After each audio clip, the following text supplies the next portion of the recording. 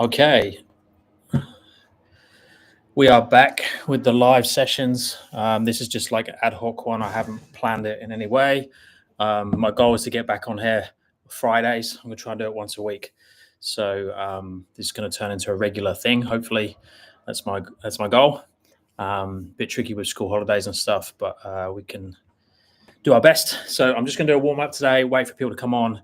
And then answer questions as we go. I will put up, once I start doing this more regular, I'm going to put up a community post and then just fill in questions and stuff as we go that come in during the week. A lot of people are adding questions and things to previous videos on YouTube, and I don't always catch them. So if I ever don't answer any of your questions, keep sending the same question in and I'll see it eventually. Just get inundated with all the social media stuff. So cool. I'm just going to do a little bit of a warm up, but shout out anything, comment with any questions. Let me know what your goals are for this year. Let me know if you need a hand with your training, any areas that you're stuck on or anything. Let's see what we're dealing with today. I'm very sore from training. I've added in some weighted chin-ups and some leg training as well. So I've been doing some front squats and stuff. And just upped everything back after I had, most of you know, I had cancer cut out of my skin cancer cut out of my neck, which has limited my training. So that was, 4.5 weeks ago now. I'm supposedly being able to go back to training 4 to 6 weeks after that, but we're just sort of going in a little bit easier. But it does feel like I've lost a little bit of confidence in the positions, I suppose, more than anything. Okay, let's have a look, see if we've got some questions.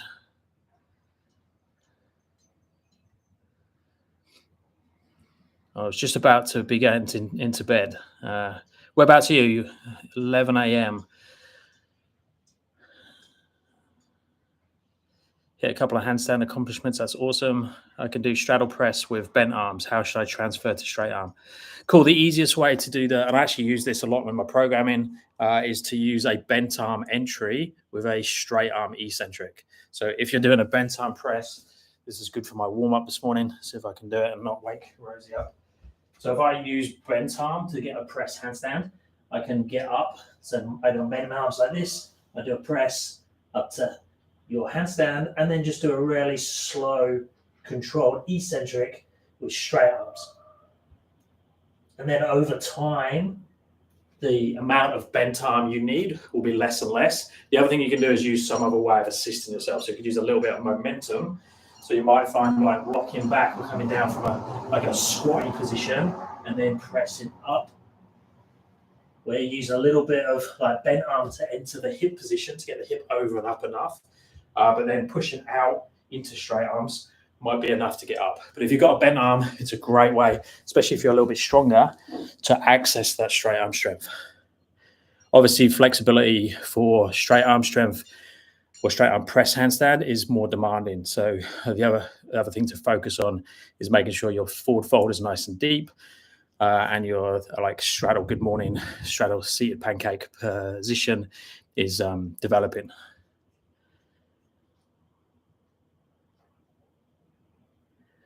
I kicked up to the wall and then I leaned shoulders back into the wall. When I was tried before, I would arch my back, which would be an issue. I also pressed up into handstand, leaning into a wall. I've done it a few times so far. I think I put quite a bit of weight into the wall. I hope with practice I can, over time, put less weight into the wall. Yeah, so you've got to find your pathway that fits your body position or your body type. So when you're doing, the press drills up against the wall, or when you're doing them freestanding, if we bend the legs and even bend the arms a little bit as well, it allows you to hug the wall a bit easier. So if we want to round the back, especially if we're going into extension, that flexion in the arms, flexions in the knees will make it much easier to roll through the position. So if I keep my knees bent, I'll try and do a concentric on the way up. Here, so knees bent allows me to push my low back towards the wall more. But if I try and stay straight legs as I come down, I might be arching. But if I bend the knees, push the low back in, and round, it's easier to do that.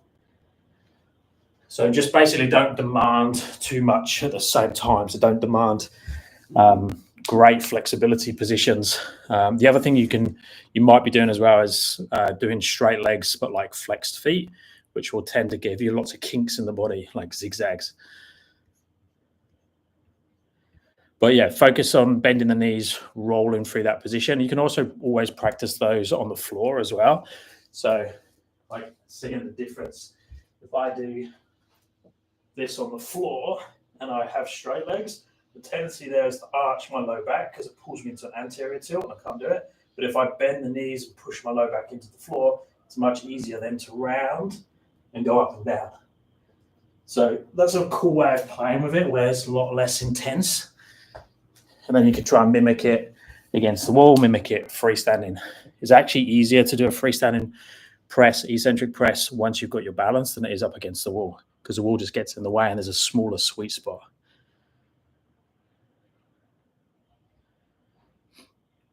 Do you have content on using weights or other exercises you do that aren't skill specific? Basically, everything I do is online. So I do very little weighted exercises. Very occasionally, I'll do some deadlifts. And like I just said at the start, I've just started adding in some front squats. That was more or less because I couldn't do much deadlifting training because of the stitches I had in my neck. So I added in some front squats. But apart from that, I'm not doing any weighted exercises. I've got a rack and stuff here. And I've got barbells and dumbbells and stuff, but I very rarely use them for weight training. I try and make everything closed chain as much as I can. So closed chain means that you're moving your body and keeping your hands still. So like a handstand push up. When open chain is you move your arm but keep your body still. So it does carry over strength wise, but not so well as a closed chain. So I try as best I can to keep everything closed chain, and it seems to be working. I do come from a strength background though. So I was pretty strong at like bench press, dumbbell pressing, and things like that before. And I've got short arms, which helps for pressing as well. But yeah, I don't do so much weight training anymore. If you do feel like you're really lacking in strength, then add in some dumbbell presses or some overhead military press or something with a barbell is beneficial. But I wouldn't take too much time away from the calisthenics skills because it's very time consuming when you're working balance and strength.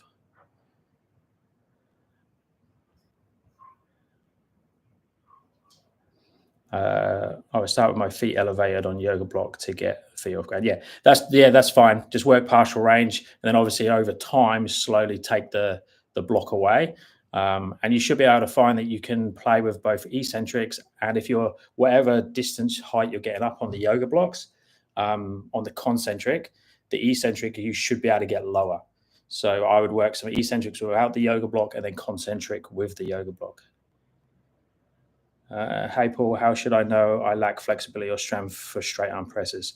I would do it depends like what level you're at in terms of the progressions, but normally you can do a eccentric, like a really slow eccentric, and from that you should be able to see where you're lacking, where you're dropping, where you're missing strength or flexibility range. For straight arm press handstand, you basically just need to put palms on the floor in a forward fold comfortably, and then have half decent amount of seated straddle, and that should be what you need. Everyone's limb lengths and things are different. Everyone's strengths, weaknesses are different because it also depends how happy you are to lean forwards into the planche. So it's not like a straightforward answer. I'd be working both, so strength, flexibility, and balance. And then it's all going to take you towards your press. But like I can press with straight arms. So say I'm not very flexible and I'm like this, I can have my hands here. Now if I go into like a planche press, I can still press handstand, even though I'm not using much flexibility. So that's a good example where you don't use as much flexibility, but you could still straight arm press handstand. Or I'll test myself, see if I can do it without much warm up this morning. So see if I can do more of a stack. So now see I can comfortably get palms to the floor. So now I can press up using way more flexibility. So I'm keeping everything stacked. So both are straight arm presses, but one uses more strength than the other, or planche strength. So really the answer is just continuing to work by all three of those things: balance, strength, flexibility. I've been waiting for a Q&A to finally say thank you for all the video tutorials. I finally achieved freestyle handstand from 0 to kick up for 8 to 12 seconds. That's awesome. Fantastic. That's really cool. I put a lot of content out. I've got lots of programs and stuff on my app, and I coach people and things. But anyone who achieves like freestyle handstand or any of the calisthenics skills, it's like you guys are doing the work. There's so much material out there now. Everyone knows how to do everything. But not many people actually put the work in to do it. So give yourself a big pat on the back as well. I'm glad I could help you. But yeah, you've put the work in to get it. So fantastic work. And when you get like 8 to 10 or 8 to 12 second freestyle handstand, that's a snowball effect. So as soon as you can do that consistently, then your times will just go up and up and up really quickly.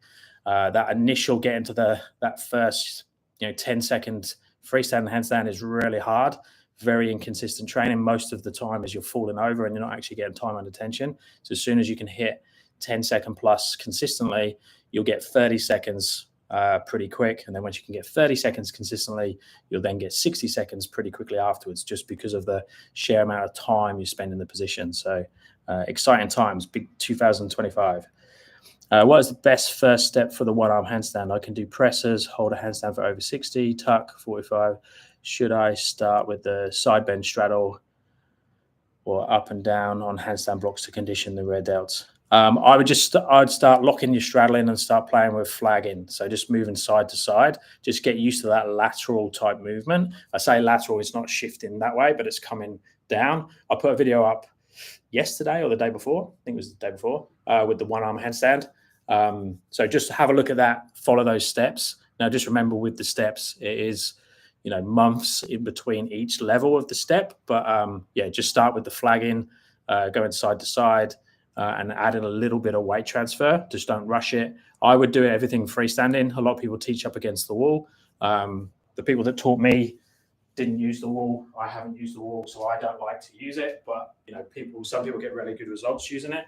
I'm super sore. I'm making excuses, but I would just be focusing on holding a really strong straddle position there, and then working on side bending like that, and just have that to start with as your first goal, because normally like that's the goal, but in reality like this happens or this or that, and you just need to spend loads of time there and just add it onto your handstand practice. Once you've got that, you can then build upon it, but that's sort of the foundation, because it's very different. When you're doing a two-arm handstand, you can just go over balance and under balance. We don't even think about going side to side. So it's a very new concept, even if you've got like a 60-second plus freestanding handstand. And if you can do tuck, if you tuck strong, traps and delts and stuff will be quite well developed already. And just by doing those flags, you'll start to build that. Will prerequisite like at least 7 control push-up, 30 seconds wall handstands? I'm not sure your question. I'm 13 years old. Prerequisite like at least 7 control push-ups, 30-second wall handstand. So what you're after for the what prerequisite for what skill are you going for? Unlocked handstand in 1.2 years from absolute beginner. Any tips on keeping the hips stacked in the handstand to prevent arching and falling into overbalance? My guess is more hollow body focus and further back to wall. Yeah, I would just really clean up back to wall and chest to wall pulls, so your heel pulls and toe pulls, and be realistic with your overhead mobility. So like what realistically is your handstand position? Don't overly worry about trying to make it too stacked, because most people actually can't physically hold a handstand that's dead straight. And like if your handstand is anything like this, so shoulders are slightly forwards, legs are slightly apart, I would just focus on that, work mobility separate, and then over time, just think about reaching up your handstand in that position. And you can do that back to wall, chest to wall, but to start with, I try to get your freestanding handstand that looks like that, and not worry about trying to straighten it any further. The straightening will come with time. Your body will just free up and mobility will get better. But I'd focus on that. A lot of people focus on trying to get a straight line or stacking everything way before they can hold a handstand. And I think it's way harder to do it that way, because you can have a handstand then that looks really, dead straight, but it's very fragile. We want a handstand that's bulletproof and has lots of options, and then it's easier to. I say it's easier to make a straighter line. It will just happen with time. Okay, I'm learning handstand push-ups and straddle straight arm press. Yeah, like prerequisites, I would just make sure you can hold chest to wall handstand for like 60 seconds. And then keep working your other calisthenics exercises. So I'll be working planche, so work up to a tuck planche. I believe everyone should get a tuck planche, even if their goal isn't a planche. That will open up presses and just straight arm control, really good underbalance control. And then handstand push-ups, just make sure you can do strong standard push-ups, pike push-ups, and you get that chest to wall handstand that's nice and strong, and then you can start working the handstand push-up progressions. I wish I started when I was 13. That's awesome. Hey, Paul, glad to see you're live. Love your content. Thank you. How I learned handstand in 2 months. I can do flexibility like middle split and pancakes. 170 degree means strength lacking. I'm not sure what you mean there. Do you recommend doing a tuck planche even if my hips are not as high as they should be? I prefer to teach a higher tuck planche. I get a lot of stick for this on social media, but I prefer a higher tuck planche than a lower tuck planche. Because especially if you start your position higher and then slowly drop into a lower position, I feel that's a better way of doing it instead of being collapsed through the scapula. So really focusing on protraction and then high like this, and then coming down as you get tired or as your sets go on, like this, or even have a side toe assist or band assist. I prefer to do it that way than starting low and trying to lift yourself out of the position. If you can't physically get up, then I would use like toe slides, toe assist, band assist to help you with that as well. Things like L-sit to shoulder stand and stuff as well are really good.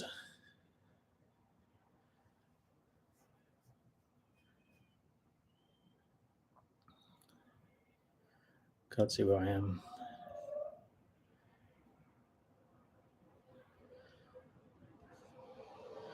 Paul, should I learn handstand push-ups and straight arm presses first, or one arm handstand?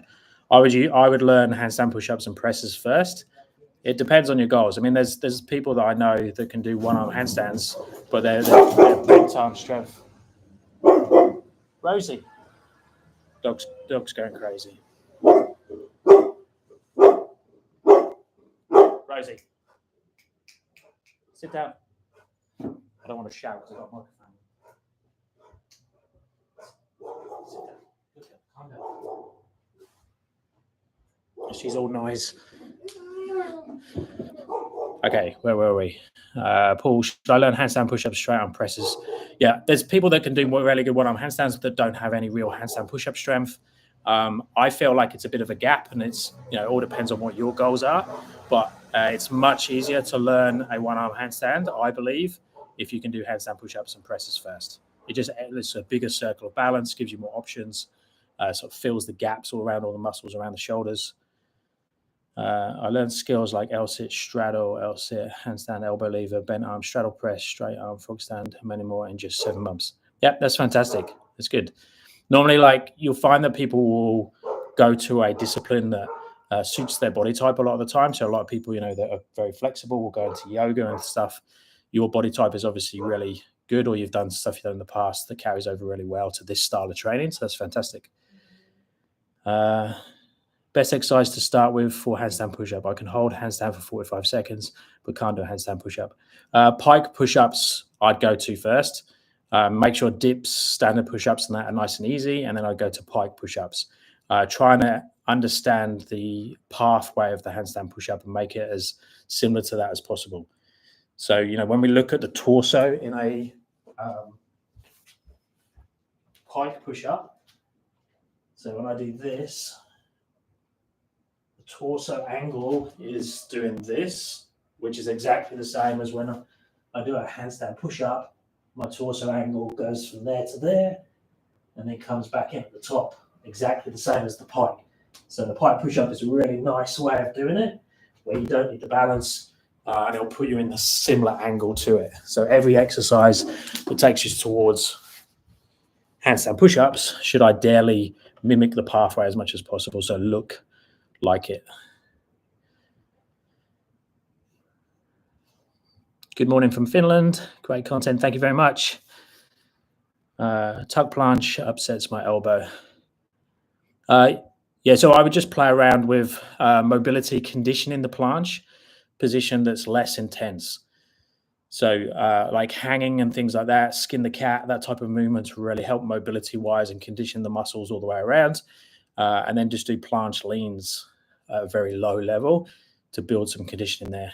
It could be that you're tight, or it could be that you're hypermobile. Either way, you just got to condition the position. And if it hurts, back off. And then keep conditioning it.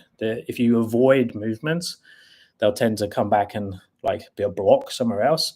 So all I do is reduce the intensity with the regression way back and do it that way. How did you learn? Oh, Rosie.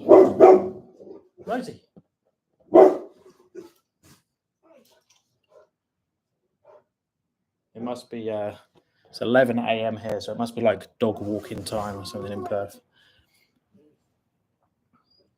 How did you learn all of this? Was it in a gym? So I saw a picture of Ido Portal in a one-arm handstand back in December 2013. I'd already been doing some CrossFit type stuff before that. I'd play on my hands from a child. I could hold like a 8 to 10 second handstand that was a bit messy, and I was walking on my hands and stuff at that time. Saw that picture of Ido in a one-arm handstand. He was coming to Perth to do a workshop a few weeks later.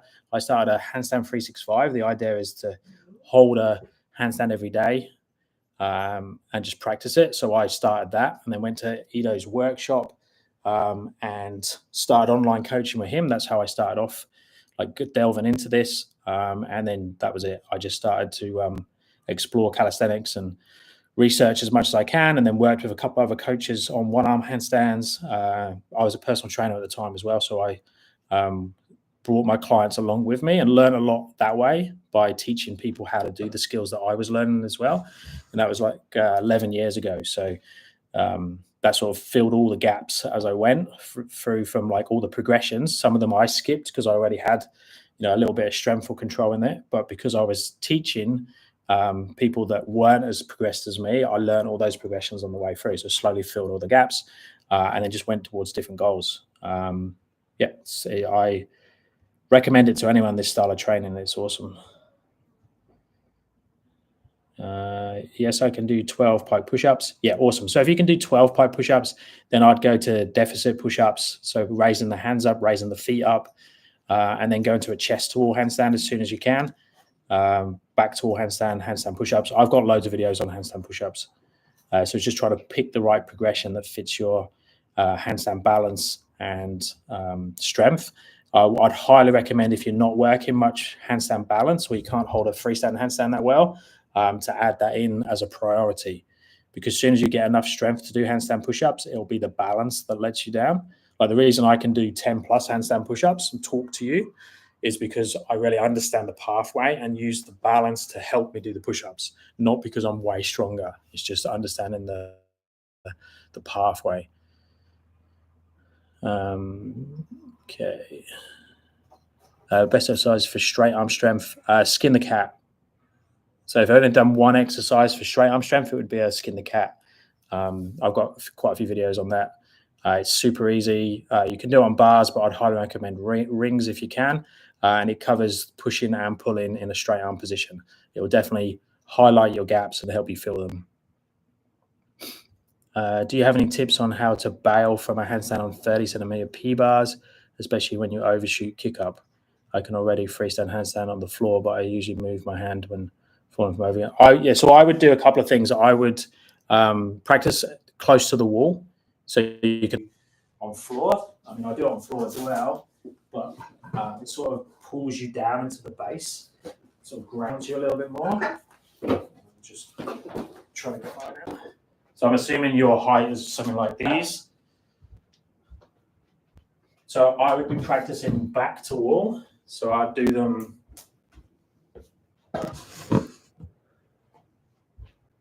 like this way around. It's a bit false in here because I can't straighten out because of the ceiling. But so I'd be doing stuff like this, and then having one foot close to the wall and play with your balance there to start to really fill the gaps, understand how to control it. So see, I'm using bent arm, and I'm moving the body around, trying to keep that one segment. And then I would just practice turning slowly and coming out. Like I say, it's really hard for me to show you in here. But I practice that type of movement. So you're going over and just turning and coming down. The big difference is you can't step your hand out. In a normal freestanding handstand on the floor, you'd step a hand forwards when you do your cartwheel. On bars, on canes and things, you can't do that. So you want to make sure that your feet is pointing down towards the floor as you before you let go, because if not, you're going to fall. But the wall is probably the best way to build the circle of balance. And then I would just play in a nice open space with purposely turning and dropping the feet down. Again, I've got a couple of videos on how to bail, and I show high P-bars on that. I even show really high ones, but it's the same technique. And just make sure when you're going up to your handstand on the P-bars that you are going up and not over. I go to the gym and I also want to improve my calisthenics skills. I can do handstand push-ups by leaning on the wall, but I still haven't found a solution for balance. Yeah, so most people just don't have strong enough handstand balance in a straight hand or in a freestanding handstand, let alone add in the handstand push-ups. So I wouldn't learn freestanding balance through handstand push-ups. I'd prioritize that separately while you're working your handstand push-up strength. So I would just add in heel pulls, toe pulls, so back to wall, chest to wall, under balance, over balance, and get an expert at that, especially your under balance. So I watch your videos, but I don't see any improvement in my balance. So I would just focus on that. Follow my handstand balance YouTube videos. And if you do enough under balance control, that has to improve your handstand balance, or you're practicing incorrectly for some reason. Like your technique is wrong on what you're practicing. But normally if people put enough time in on the overbalance and the underbalance, their window of balance goes up. It's the cool thing with handstands is it's very simplistic. Hi, Paul, I love you. That's awesome. Spreading the love. Thank you. I can do 130 pounds, 1 rep, standing military press, 159 pounds.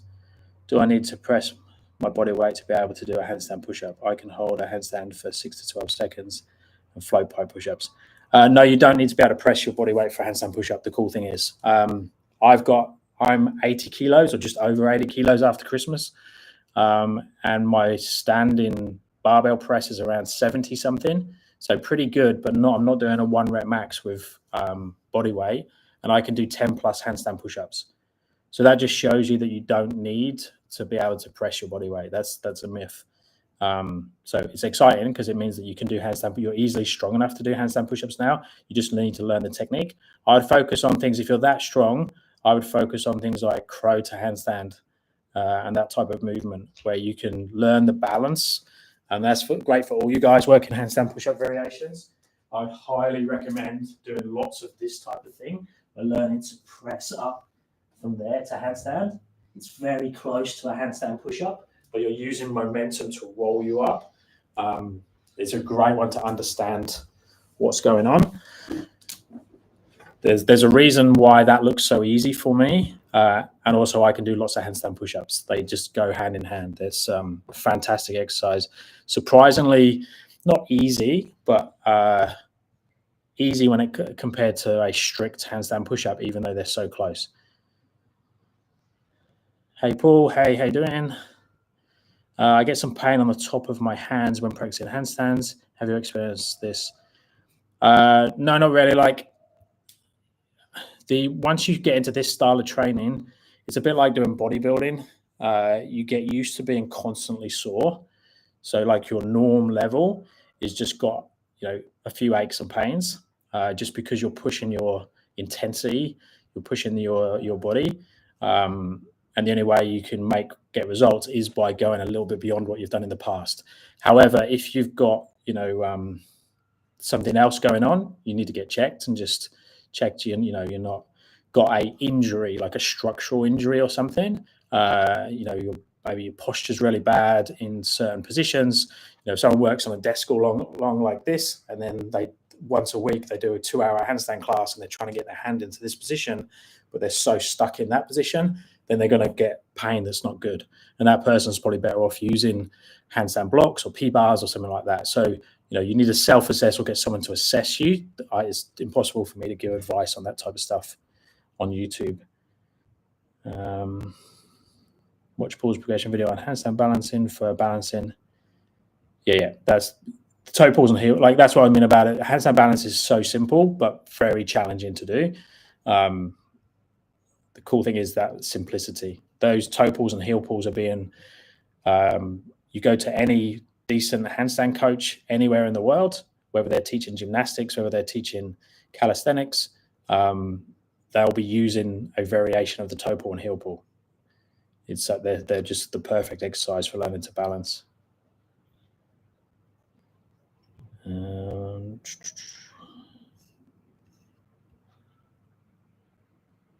I got my first muscle up on rings with using the bands thanks to a video of yours. That's awesome. And I'll be messing with doing deep dips on rings. Also, 8 reps is current PR on rings, just below parallel. Yeah, cool. Yeah, rings are fantastic.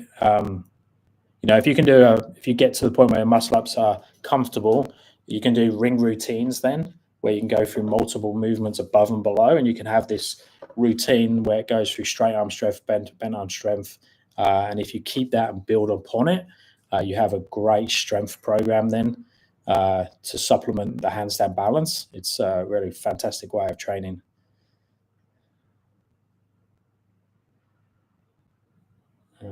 How can I build endurance for holding handstands for longer durations? It's probably more your balance is off. So I would increase your balance window and then just practice for hold times. It all depends how long you're holding for now. If you can do 60-second plus chest to wall handstand, then I wouldn't worry. I would just work on doing a couple of sets of 60-second chest to wall handstand plus lots of balance work, and then the balance work will fill the gaps, and then you can start doing freestanding holds for max time, and then it's just a case of just doing more of that, and you'll slowly condition to be able to do longer and longer. It's normally because people's balance isn't strong enough. That's why they fall out of the handstand. I'm doing handstand push up negatives and Croda handstand almost daily. Is this the right way to do a handstand push up? Yeah, definitely. I'd also add partial range handstand push ups. So ideally freestanding if you have that. If not, you can do it against the wall, using the target like a yoga block or something, touching your head to it and coming back up. That way you're doing the eccentric and the concentric in the handstand push up movement. But the eccentrics and the Croda handstand should get you very, very close to it, if not get you it. Does Croda handstand is harder than bent arm straddle press because I can't do Croda handstand? Does Croda handstand is harder? I'm not sure 100% what you mean there, but yeah, Croda handstand should be much easier than a bent arm straddle press. I know. You mean a standing straight arm straddle press? No, a standing straight arm press will probably be easier. It's very subjective, but I'll show you what my understanding of the question is. So this is what you mean by a standing bent arm straddle press. That is probably easier than this because the hip is lower now, and I've got more weight back. So I have more weight down and back, which is harder to lift up. So this would be harder than this. There's not that much in it, but it also depends on how well you can put your hip on top of your hands in that bent arm straddle press. So it's person, like it's down to the individual on what you're used to doing.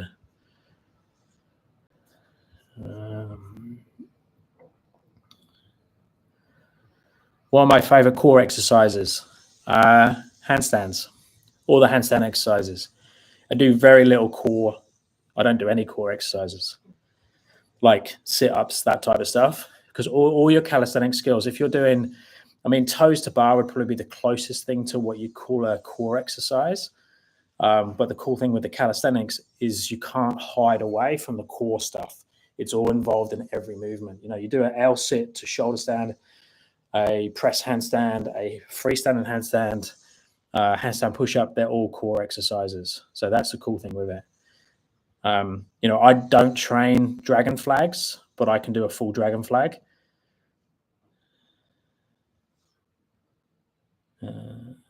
How can I start calisthenics as an intermediate? Well, you want to check where your gaps are. So just go through the standard movements. So skin the cat for straight arm strength, and then pike push-ups, dips, chin-ups, that type of stuff for bent arm strength. And then depends on your goals. If it's handstand related, you need to work on your handstand balance. But the tricky thing with beginner, intermediate, advanced is what are those things? And as you get more advanced, your goalposts or your understanding or how you describe a beginner and intermediate changes. Because a lot of people would look at someone who can hold a 60-second handstand when they're starting out, and they would say that person is advanced. But the person that can hold a 60-second handstand and looks at the person doing the one-arm handstand would think they're still intermediate. So, it's very subjective in terms of what level or skills people are doing at beginner, intermediate, and advanced.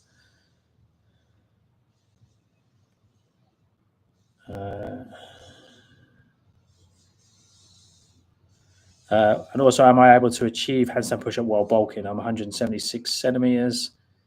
So we're about the same height. 69 kilos I can do. Yeah, look,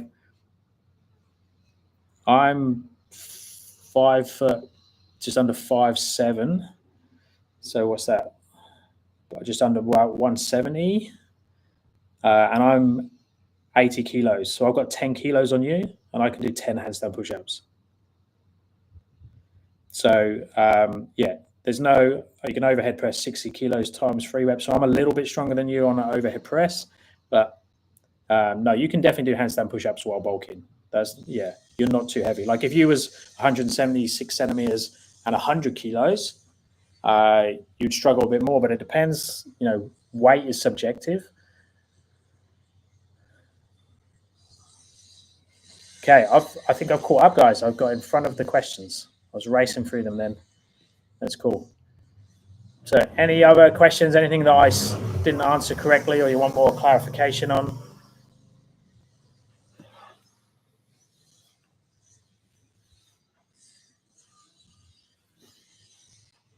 My goal weight-wise, my goal is to come down to 75 kilos. I reckon if I can get down to 75, 76 kilos, I should have a chance of getting full planche back and reps of 90-degree handstand push-ups, and all the pulling strength should be way easier. I'm carrying 5 to 8 kilos extra at the moment, I reckon. So it'll be interesting to try and lose some weight and do it. I keep talking about it, but obviously losing weight's tricky. Do your routines have leg-specific work? So the main leg training, so like on my app and stuff, it's mobility based. So Cossack squats, things like that.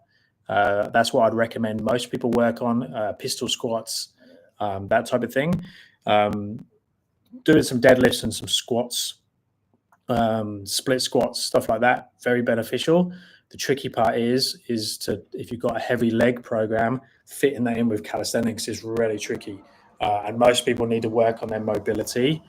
So trying to pick leg exercises, hip exercises that work both is really useful. Sort of will improve your range of motion while increasing your strength. However, you're never going to be like power lifter strong if you're not doing squats and deadlifts. But it does clash a little bit with calisthenics. So it is a bit tricky. But that's what I normally do is Cossack squats and things like that would be my go-to. More clarification on the P-bar bail, please. I'm not sure how I can show it differently in here. Basically, you just need to turn out to one side, keeping your hands on the bars. So if I'm try and dodge Rosie. So if I'm in my handstand here and I start to go over, I come out and down like that, but my hands stay on the bar. That's the big difference. So my hands stay on my balance while the feet are coming down this direction. As soon as the feet are below my hands, I can let go of the bars and I'm going to land on my feet. What you don't want to do is step the hand out. So if we look at how you bail out of a standard handstand, most people would take one hand forwards. So if I'm going to bail, just checking you can see me here. So if I'm going to do that same bail to the left, I would tend to do that. So I would step the left hand out. Don't do that on P-bars, especially the higher ones. You know, if you're on these type of P-bars, when you're on this type of height, you don't want to be stepping your hand, lifting your hand up when your feet are still up in the air, because the P-bar can move around. So you want to make sure that your feet are coming down, so twisting and coming out. I'm thinking maybe the reason I can't handstand push-up yet is my balance. My best handstand is 18 seconds on powerlets. Normally I could do 10 seconds at the bottom of the handstand push-up. I just keep losing balance, so I can't push for myself. Yeah, so one way to test your handstand push-up strength, and you can do this freestanding, is a headstand to handstand. So that will, because there's not, you can fall out of the handstand when you get to the top, but it'll prove that you can push out of that position, you understand it. So it will look like this. So you go into your standard headstand position, so here, and then I'm just going to push up, and it might be like, you might fall out then, underbalanced or overbalanced, but it proves whether you've got the strength to push out of that hole at the bottom. But yes, I would guess it's balance.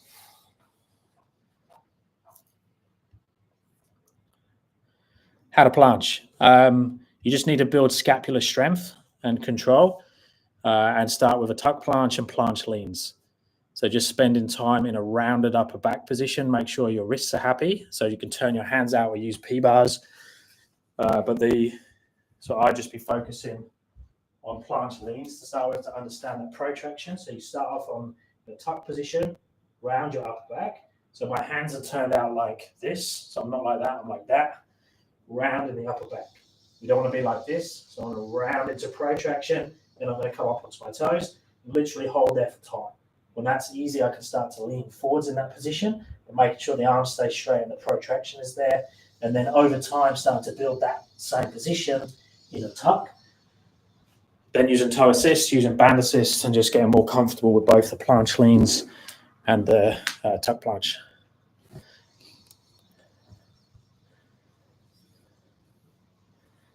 How to planche. Practice pike push-ups with leg raises and hold for 3 seconds. Practice pike push-ups. And I'm not sure if that was that question.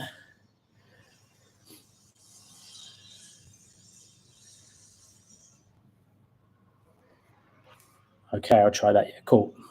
That's a really good one. I get, anyone that I think is strong, I'll challenge them with that, because that's a good one to see whether they can understand the weight transfer into the hands before you push. And then if you can do that comfortably, it's just balance, and you'll get. And the freestanding handstand push-up is easier than a headstand to handstand. Is there any visualization cue for the kick-up? I've been playing with this mental cue. Imagine a small circle around the base where my hands are placed for my feet to hit when inverted. I would prioritize the base of the handstand so much that it doesn't really matter where your feet are, because the base is everything. If the shoulders are slightly forwards, if the arms are slightly bent, then your feet can hang back a little bit further. But it's all controlled by the base. What we don't want to do is control the handstand by our feet, because if we think about where the feet are going all the time, then that will send us that's like trying to balance on your standing using your head and shoulders. you know, like you do when you're drunk. So, you know, that's like trying to stand like this with your head leading the way all the time. We don't want to do that with our feet. We want to make the base of the handstand so strong and in control the whole time. So if I'm in control here with my focal point, my hands, my shoulders, my elbows, when I kick up, it doesn't matter where my feet go. It's so dependent on the shoulders, whether I can pull myself around, and I'm just kicking the hips and legs just enough to go on top of my base that's 100% in control. But that's really common, that people overthink what's happening in the core, what's happening in the hips, what's happening in the feet, and not put enough focus on that base. How can we recover faster from overuse injuries or muscle soreness while maintaining training consistently? You just got to ride the edge of it. Obviously, all the normal recovery things like, you know, drinking water. That's a good point. I need to drink some water. You know, good nutrition, sleep, and all the normal things for recovery. But also just recognize where you're forcing your body into positions or compensating a lot. So the person that can't put their hands above their head, mobility-wise, and they're trying to go into a handstand that's super restricted in terms of having the hands really close together and they're forcing themselves to be in a really tight line, their body's going to be way sorer when they handstand than that same person who has exactly the same mobility but goes a little bit wider with their hands, has their elbows slightly bent, and lets their body banana slightly in the handstand. They're going to be less sore than the person that tries to force their body into a position. So it's worth like self-assessing and see what you're missing in terms of your mobility, or are you training progressions that are too hard for you, so too intense? Like if I said to you, we're going to do a 200 kilo deadlift every day, you'd tell me I'm stupid. Even if you could do it one repetition, you wouldn't do it. You wouldn't train that way because you'd be so sore and your body would never recover. But some people with the calisthenics are training at their 1 rep max way too often. And that's normally then where you'll run into issues.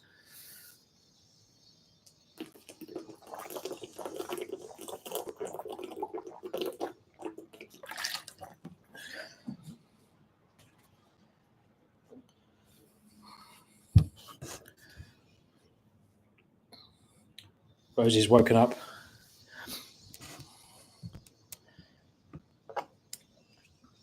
Okay, we're at 47 minutes. Any other questions? Like I say, my plan is to do this weekly. My goal is going to be Fridays. I'll try and vary the time a little bit if I can. It's tricky to get the right time zones and stuff, but my intention is to do some more videos where you guys send some videos in, and then I can give you feedback on what you're working towards, give you some suggestions on things to improve your skills and things. And it's really useful for other people. Because one thing, like me teaching handstand push-ups and doing a video on it is really useful. I can show all the progressions and stuff, but I can already do all of them. So the way I demo progressions of the easier exercises is a bit false because I can do the real thing. So to see people that are working, you know, they can do pike push-ups, but they can't do a Croda handstand, using that person as an example and then doing it, I think that's the best way of doing it. Yeah, I've got to work out the best place to send the videos. Maybe I use my Discord, or you can send them in and I'll make a WhatsApp group or something.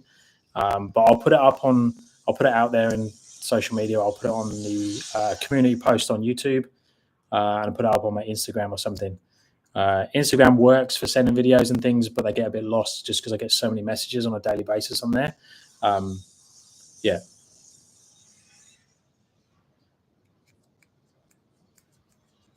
So let's try and plan to do one of those soon. I've just got to work out the best way of collecting the videos. Probably what I'll probably do is just get you guys to send me a link to a YouTube video. So if you just put up an unlisted YouTube video, just send me the link. That's probably the easiest way to do it. I'll put something up and tell you where to send it.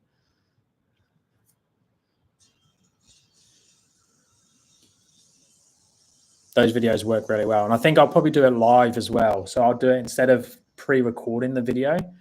I'll do it live. I'll show you the video, and then what the person is has sent in.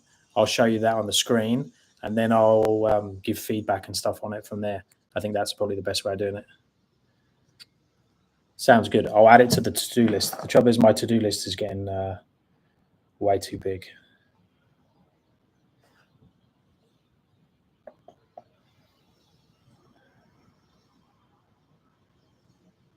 I just got to think where you guys got to send the...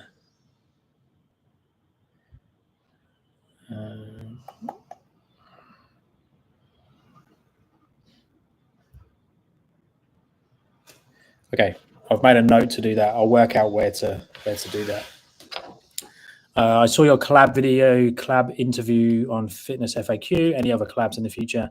No real plans at the moment. I've just been so busy with stuff at home, school holidays, Christmas, and everything. And just my coaching business is going really well, but it just means it's very time consuming. So I just need to work out how to get out and about a bit more. I will be visiting the UK. I have flights booked for August. So I'm coming to the UK in August, and I'll be doing a couple of workshops there. I, again, haven't even started sorting it out yet. I'm a little bit behind the ball on that one.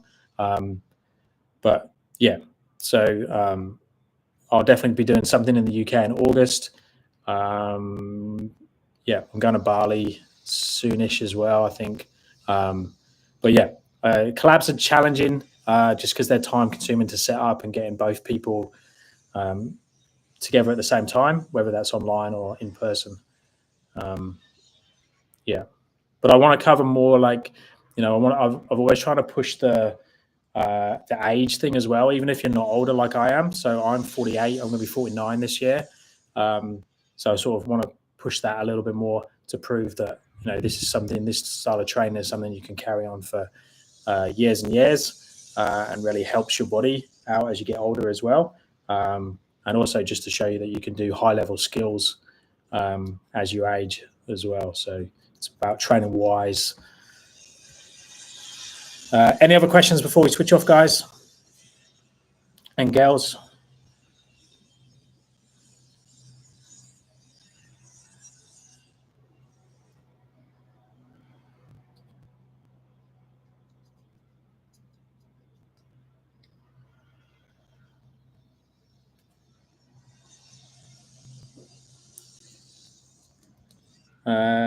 How should I maintain school life in calisthenics? Well, calisthenics is such a good way of training because it can be done anywhere. It's the same as, like, I've got a lot of people that train with me are parents. They've got office jobs, so they don't really have much time to go to the gym. But you can train calisthenics at home. You can train it anywhere. All your mobility stuff, so your straddle pancakes, your splits and stuff like that, can all be done while you're on a laptop, while you're working, while you're playing with the kids, while you're playing Xbox. Use times throughout the day to work on your calisthenics stuff. It's fantastic for that. So yeah, it's a cool thing. It's a good stress release as well. How to strengthen wrist? It depends on mobility. That's not the issue. Is most people are too much like this, so they feel like their wrists aren't strong enough when they go in the opposite direction, put all their weight into it. So it's about just spending more time in a easier position with your hand down. So it might just be, I can't find the thing. So it might just be like in between, if you're working at a desk, say, in between, you just put your fingers down like this when you don't have to be typing or something. You just stretch in the opposite direction. Or you go into like the top of a push-up, planche leans, that type of thing, where there's a little bit of load, but it's something you can hold for 30 seconds plus, and it's not painful.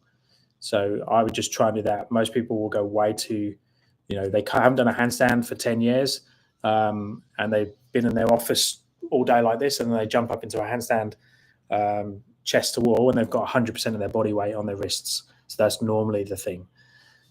Hello, Pity, you're saying hello now. We're about to switch off, but next week. Good night. Yeah, it's 11:54 a.m. here. I love you, Paul. Thank you for your work. Thank you, buddy.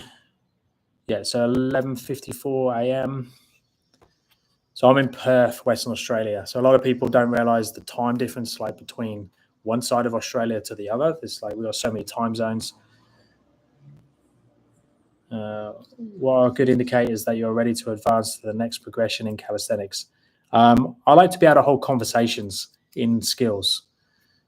So if you can do something for repetitions consistently, that normally shows that you're ready to start playing with the next progression. But it's just making sure that you get the right progressions in order. So a lot of people will jump 5 progressions. So making sure that you know the little increments and you can sort of test it. So make sure you can do that next progression with control and quality. And then you can take that into the next working set. But a good way of doing it is have your working sets where you're doing repetitions and then have some skill type movements that are the next progression up, but you're not ready to do that for repetitions yet. And then slowly move up the ladder. How many days a week should I train pancake? I would train pancake every day. Now, when training pancake is one thing, so I wouldn't go like crazy hard every day, but I would be sitting in pancake at least once per day.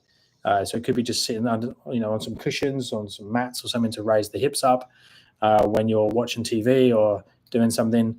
So visit positions daily, train it whenever you're training something that relates to it. So if you're doing press handstand, if you're doing planche or something like that, do it then. How should I train one-arm handstand from 10-second handstand?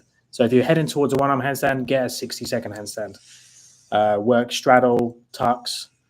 Make sure you can work all those. So all the progressions taking all the way through to a 60-second freestyle handstand. Get a strong tuck, get a strong straddle, and then you'll be there. Colombia, awesome. Thank you. What should I do to stay in a handstand for longer and to do a straight handstand? What exercises should I do, please? I want to learn handstand so bad. So just check out my balance videos. Put Handstand Balance Paul Twyman in on YouTube, and you'll find I've got 10 plus very detailed handstand balance videos. You need to be working under balance, over balance, and then just doing head-to-toe mobility. And then over time, your handstand window will increase and your handstand line will increase. But yeah, watch the videos, work out where you are along that progression line, and then train handstand or something to do with your handstands every day, every other day, consistently, and then you'll get it.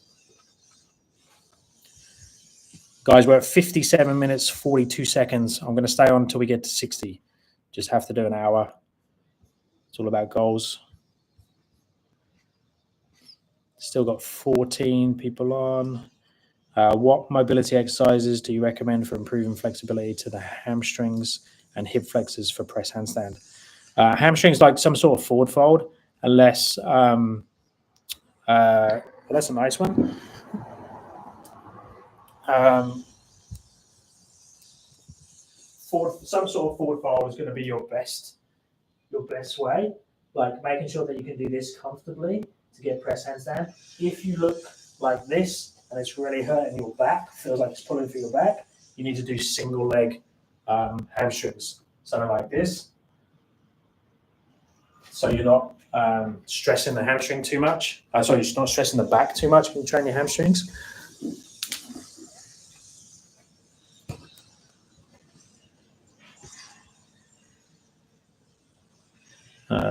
Let's just get rid of this person.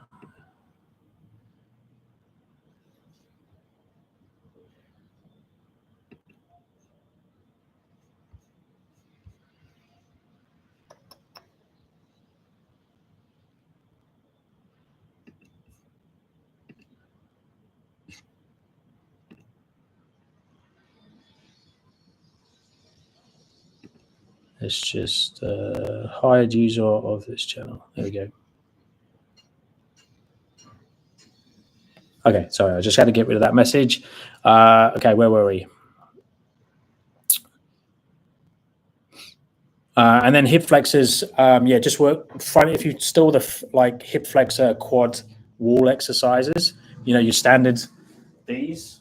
It's not necessarily needed for press handstand to get super deep, but all that type of stuff for quad, hip flexor, and then single leg hamstring or double leg hamstring for press. But I just made that as part of your standard warm up.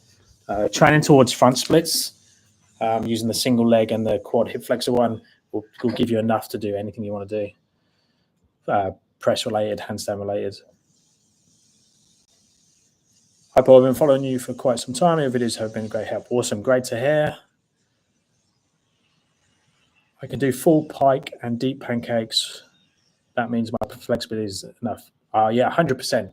Easily enough to press handstand. So just balance and straight arm strength movements you need to work on. Could you drop a daily flexibility, mobility video? What bare minimum we must be doing daily as a habit? Yeah, I've actually got 2 or 3 of those already. So just search and just send me a message if you can't find it and I'll send you one. But that's the sort of thing I'll definitely be doing more of those type of things.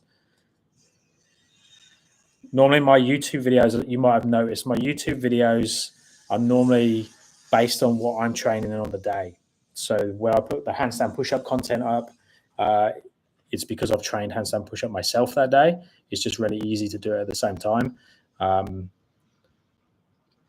I'll make a flexibility and an updated one soon, but there's definitely some others on there. Since I'm doing handstand training every day, I stopped doing weight lifting, shoulder exercises since I don't want to be sore and can't do my handstand training. Is this a good idea or should I still do it? I'd swap over to, it depends on your goals, but I'd swap over to handstand related shoulder exercises.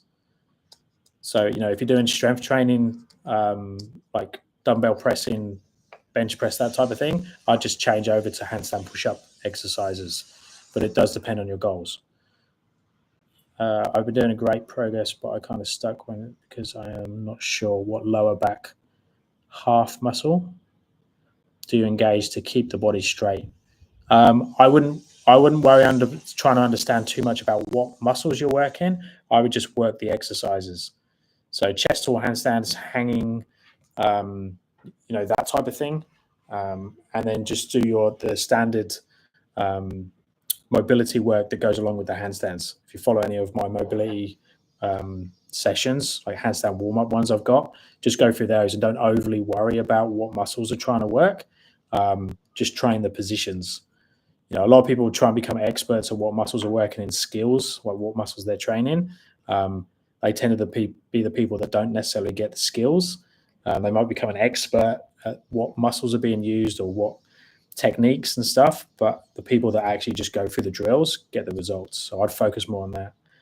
I can hold a 60-second handstand, but some days my kick-ups are just off and I don't know what the problem is. I'm missed 4 out of 5. Do you have advice on improving my consistency? Yeah, window of balance. It just means that, you know, having a 60-second handstand once off is not going to give you a good foundation or good room for error. What you want to be able to do is kick up 9 or 10 times out of 10. So I would improve your under balance control. So keep working things like toe pulls and stuff like that.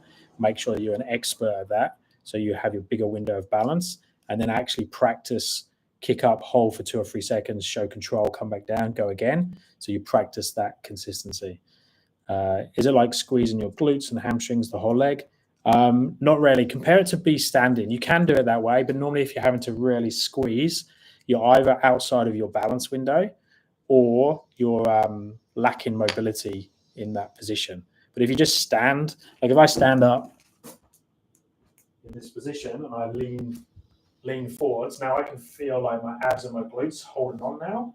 But if I stand here, I don't feel anything because everything's stacked.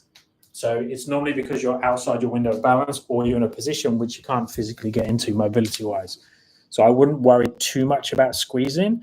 If you're trying to do a heel pull or a toe pull come off the wall and you're going into a more of an aggressive position, you might need to squeeze. And yes, I'd squeeze glutes and abs, so the muscles that surround the pelvis that create stability. But you should be very sort of like 50% squeeze. If you can't breathe, then the intensity is too much, unless you're doing something that's a 1 rep max. What drills do you suggest to improve balance in a freestanding handstand? Heel pulls, toe pulls. Become an expert at those. I think that based on your coaching and skills, you're too underrated. Thank you. How much compression is needed for straddle press? I'd say 0 compression is needed for straddle press. That's controversial. A lot of people think you need lots of compression. I don't believe you need any. I think it's positioning. So you need to be able to get into the position. And if you feel like you need to compress your legs to your torso, then you don't have the positioning down, either mobility-wise or strength-wise. We don't talk about a deadlift is the same as a press handstand. It's just upside down. So you pick your hands up off the floor, or you pick your hands are holding the barbell, and you pick the barbell up in the air. But you don't talk about bringing the legs into the torso using compression. But for a press handstand, everyone talks about trying to squeeze the torso to the legs. We want to do the opposite. We want to load the upper back and shoulders and then take the legs off the floor. So if I do a straddle press to handstand, and if I just put myself in the right position by leaning forwards, I'm not actively bringing my legs to my torso. I'm just leaning forwards into my torso. The same here is I'm not actively bringing my torso to my legs. I'm leaning back into my hamstrings, and I can stand up in that position. The press handstand is exactly the same. I lean into my shoulders and upper back. Now I can bring my legs up in the air because I've taken the weight forwards and I've positioned the hip in the right place. So it doesn't come from squishing. If you squish in, you can't open up. So it's I think it's a little bit false. But a very, very common question, a lot of confusion around that. A lot of people spend a lot of time working compression where I don't believe they need to. If I'm training for planche and freestyle and handstands on the same day, which one to train first? I'd always train handstands first. So balance is way easier when you're not tired and it doesn't fatigue you as much. But if you train planche or strength training first and then go into it, then it's harder to do it that way around. What are the best exercises for improving handstand alignment and form? Balance. So I've become an expert at balance, and then you can add in the clean handstand on top of it. But until you're balanced in the handstand, it's really hard to make a handstand alignment. And so I think it's also the wrong order to do it first. So make your balance really good. Once you get up to a 60-second plus freestyle and handstand, your handstand align, you'll have a straight handstand. That's just how it is. It's just that over time, you put the work in and your body will slowly open up. Saying that, hang daily is awesome for that type of thing.